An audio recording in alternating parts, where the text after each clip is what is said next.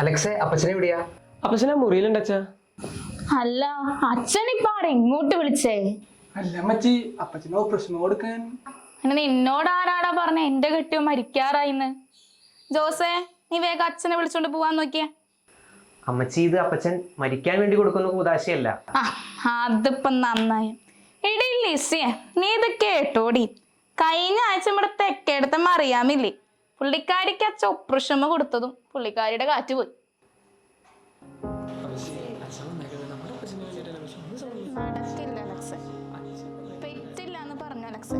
ഞാൻ പറയണതിന്റെ അപ്പുറം നടക്കില്ല അലക്സ.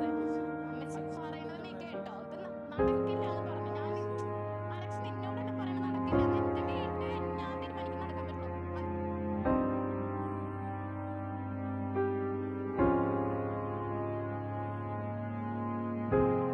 നീയാണോടാ അച്ഛനോട് ഇങ്ങോട്ട് വരാൻ പറഞ്ഞു? നിനക്ക് നിന്റെ അപ്പൻ ഒരു ഭാരായില്ലടാ. ആരും നോക്കണ്ട.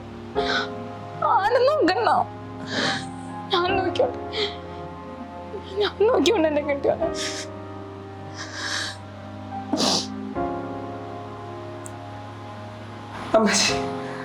അമ്മച്ചിക്ക് തോന്നുന്നുണ്ട് അമ്മച്ചി ഞാൻ നമ്മുടെ അപ്പച്ചനെ വിട്ടുകളയുമെന്ന്? 2 വർഷമായില്ലേ നമ്മുടെ അപ്പച്ചനെ കിടപ്പ് തുടങ്ങിയിട്ട്. ശരീരം മാത്രമല്ല, മനസ്സ് തളർന്നു തുടങ്ങിയ പാവത്തിന്റെ.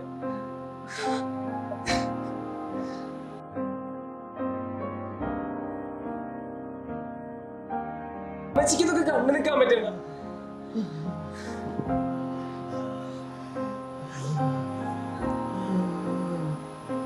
നീ ഇപ്പൊ എന്താ പറഞ്ഞു വരണേ? നമ്മള് നമ്മുടെ അപ്പച്ചന് മരണത്തിന് വിട്ടുകൊടുക്കണം എന്നാണോ? അമ്മച്ചി, നമുക്ക് നമ്മളെ പഴയ അപ്പച്ചനെ തിരിച്ചുകൊണ്ടിരണ്ടേ? അമ്മച്ചി, നാളെ അപ്പച്ചന്റെ ഓപ്പറേഷൻ അല്ലേ, അച്ഛൻ വന്ന് പ്രാർത്ഥിച്ചോട്ടെ.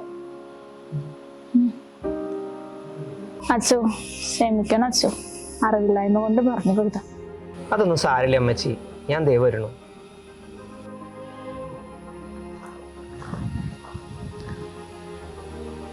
അല്ലച്ചോ, എന്റെ ഇച്ചായി മരിച്ചു പോകും. മനുഷ്യന്റെ ആത്മാവിനെയും ശരീരത്തെയും സുഖപ്പെടുത്താനാണ് ഈശോ ഈ ഭൂമിയിലേക്ക് വന്നത്. സഹിക്കുന്ന എല്ലാവരോടും അവിടുന്ന് സഹതാപം കാണിച്ചിട്ടുണ്ട്.